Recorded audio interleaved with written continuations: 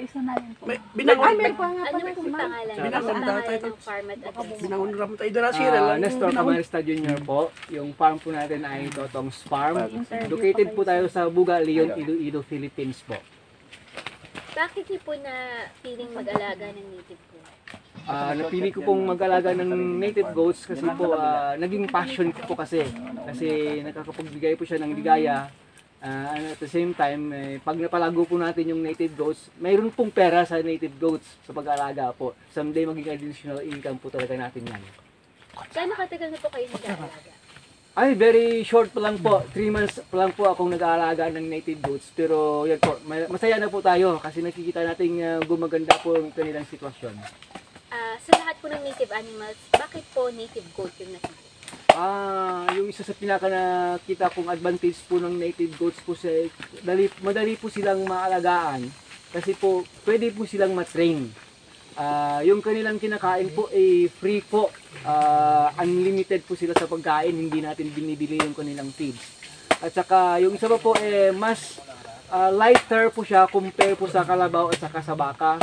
At sa ngayon po currently napili po natin yan kasi po napakaganda ng pricing po ngayon. Pag nakapagpalabas po tayo in market, napakamahal po ng goat meat po sa ngayon, ma'am. Ano naman po sa tingin niyo yung kinabukasan ng native goat farming sa bansa natin? In the future po nakikita po pwede tayong maging successful po talaga sa pag-aalaga ng native goats. I-encourage ko ba karamihan pag nag-start po tayo dito, huwag tayong mawala ng ng pag-aasa kaagad-agad at saka yun nga po, kailangan maging passion po natin ito. Love natin yung pag-aalaga kasi pag hindi natin love nito magiging passive goat racers lang po tayo. At saka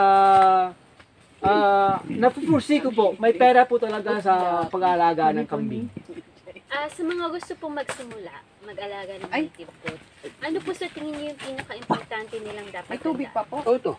Sa gusto pong magsimula po siguro dapat po kahit man lang basic technology sa pagkakambing, alamin po natin. Hindi na po yan mahirap ngayon mahanap.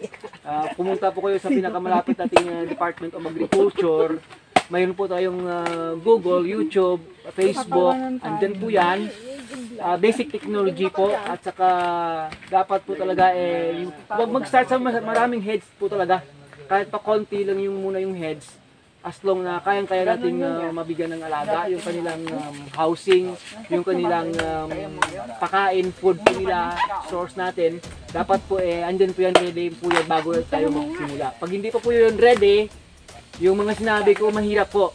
Mga basic lang po yun, pero yun yung needful natin pag nag-start po tayo go into goat farming. Yun lang ba? Sige, maraming salamat na rin po.